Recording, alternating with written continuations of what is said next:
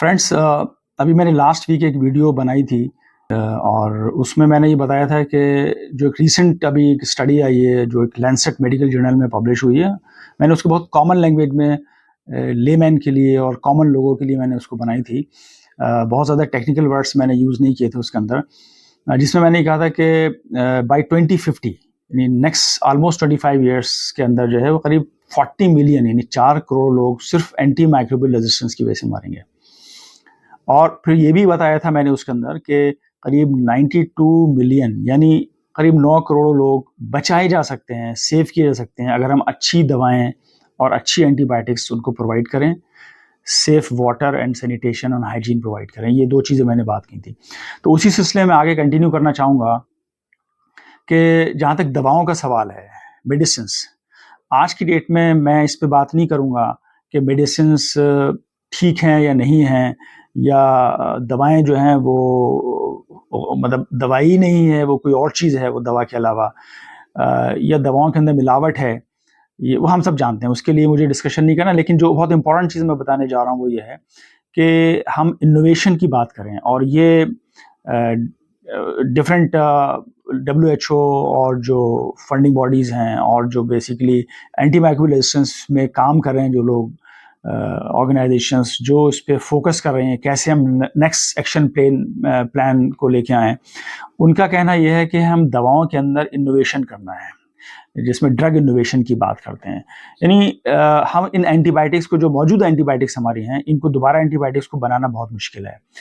उसकी वजह मैं और बता दूं, क्योंकि वो भी पॉलिसी मैटर है, क्योंकि कंपनीज जो फार्मा कंपनीज हैं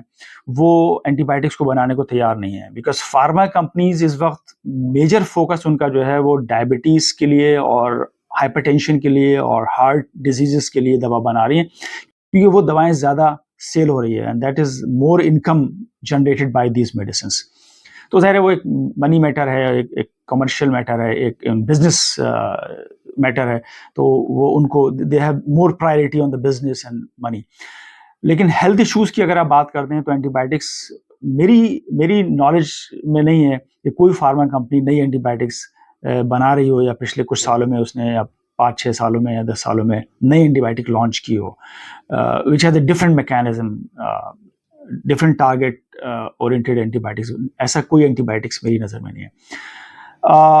जो मौजूदा एंटीबायोटिक्स हैं इनके साथ हम इनहिबिटर्स को बना रहे हैं, जो इनहिबिटर्स इन एंटीबायोटिक्स को एफिकेसी इनकी बढ़ा देगा। मैं इसमें यहाँ साइंस की बात ज़्यादा नहीं करूँगा क्योंकि ये कॉमन लोगों के लिए हैं।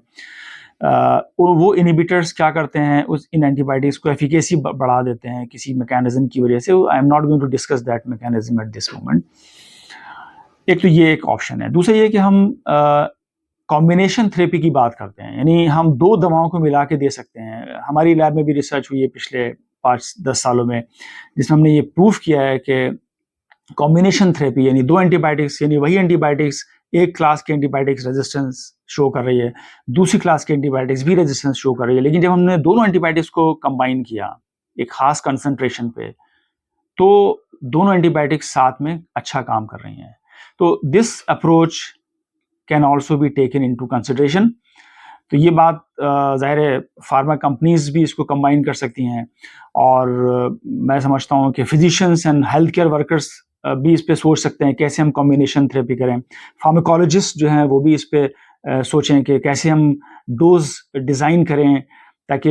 दो ड्रग्स जब हम एक साथ दें तो उनका कंसंट्रेशन क्या होना चाहिए, डोज कितनी होना चाहिए, बॉडी वेट के हिसाब से डोज कितनी हो, ये सारे। तो यहाँ इसकी ज़रूरत है इस वक्त एक कोऑर्डिनेशंस कोऑपरेशन की ज़रूरत है, जिसमें फार्माकोलॉजिस्ट,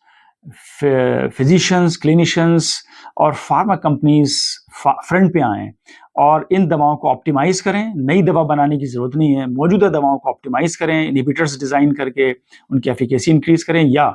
इन एंटीबायोटिक्स को कॉम्बिनेशन थेरेपी के फॉर्म में लाके कंबाइन करके एक साथ 2 ड्रग्स 3 ड्रग्स को कंबाइन करके डिफरेंट क्लास की ड्रग को कंबाइन करके हम दें, ताकि वो उस बैक्टीरिया को मार पाएँ जो बैक्टीरिया नॉर्मल एंटीबायोटिक से नहीं मर रहा और उसकी वजह से रेजिस्टेंस डेवलप हो रहा है, डेथ रेट बढ़ रहा है। तो मैं समझता हूँ अगर हम इन एंटीबायोटिक्स को इनोवेटिव तरीके से, एक नए तरीके से हम कंबाइन कर लेंगे और हम इसको फॉर्मुलेट करके